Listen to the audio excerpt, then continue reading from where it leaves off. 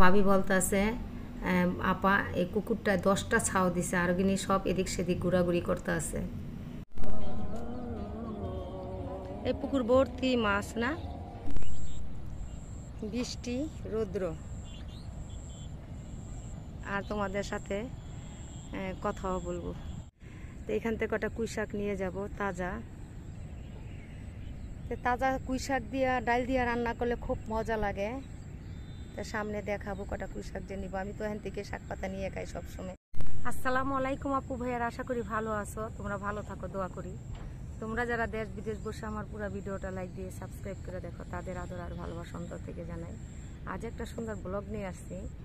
আজকে বাসায় গিয়ে একটু শুটকির ভর্তা বানাবো, ভাবি ডাকছে কটা ভুট্টা খাবো তার সাথে।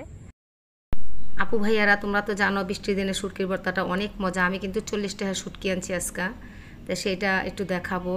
আমার অনেক লোকজন আছে, তাদের দিয়ে খাইতে হয়। আর গর্তে ভুট্টা ভাইজা নিয়ে আসছি, আমি আর ভাবি খাবো।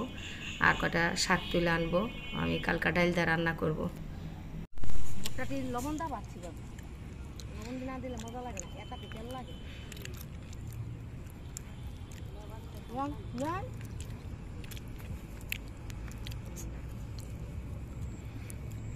লবণ দিয়ে না বাজলে আবার স্বাদ লাগে না।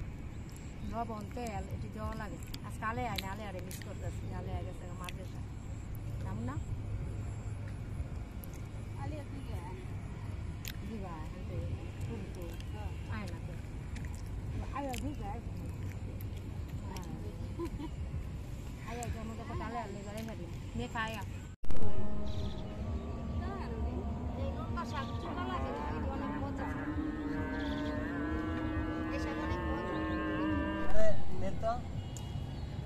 বৃষ্টিটা অনেক ভালো হয়েছে না ভাবি?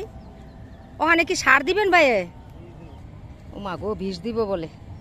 ভালোই তো সময় মতো আইছি, বিষ দিলে তার মজা লাগতো না।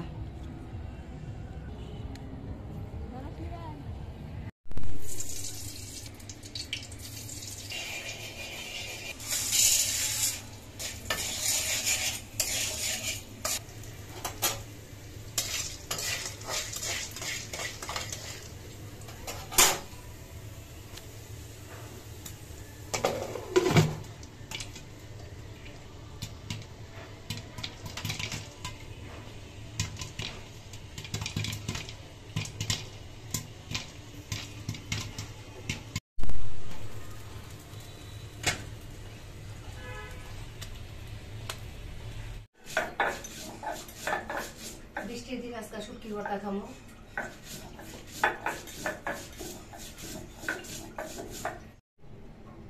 টা শুটকি অনেকটি শুটকি না দিলে গ্রাম কইব না, আবার অনেক মরিচ।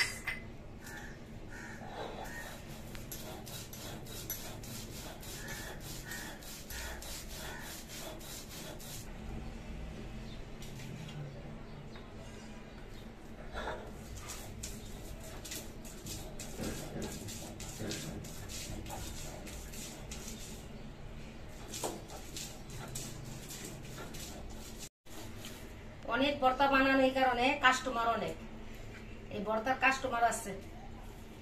আমার হাতের ভর্তা সবাই খাইতে চায়, অনেক মজা। আন্টি আপা ভাবি ওদের দিয়ে খাওয়া লাগে, এই জন্য একটা ভর্তা।